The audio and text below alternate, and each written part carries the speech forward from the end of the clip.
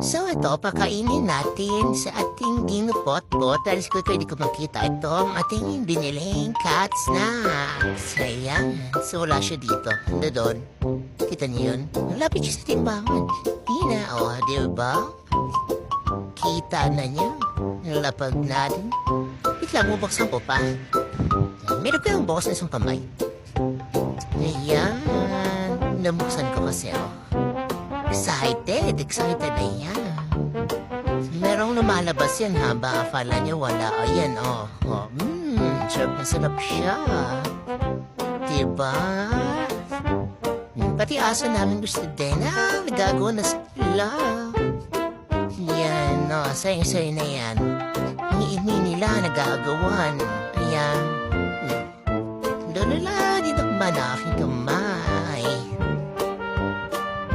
Ayan, nawakan na niya. Sige. Diba? Sana gumaling na siya. Lala. Hindi, paano ko pipisap? Oh my God, Dina. Ayan na, ayan na. Hawak. Yan. Ayaw niyang bigyan yung dalawa niyang kapatid doon. Si Simbad at si Mufasa, yung aso. Nakikipagagawa pa sa yung dalawa niya. Simbad, tsaka si Mufasa. Si Mufasa yung color white.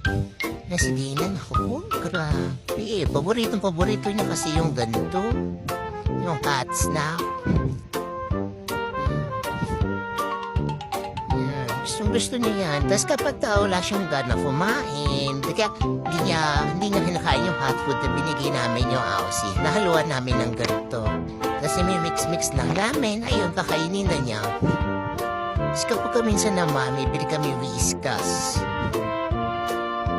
Mas mura sa Alpha Mart kasi sa 7-Eleven. Na 10 pesos. Yung Whiskas ayan na.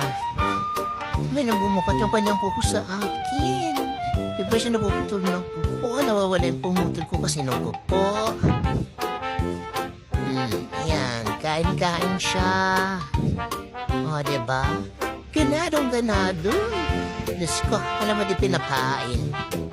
Paborito niya kasi yan. Pati kamay ko pagka meron, kainin niya rin. Yan. Sub na siya. Apita niya naman yung kamay ko. Ginawa niya. Yung pao. Naamoy niya pa kung meron pa. Minadikit ba sa kamay ko? Ay, sinimot pang partida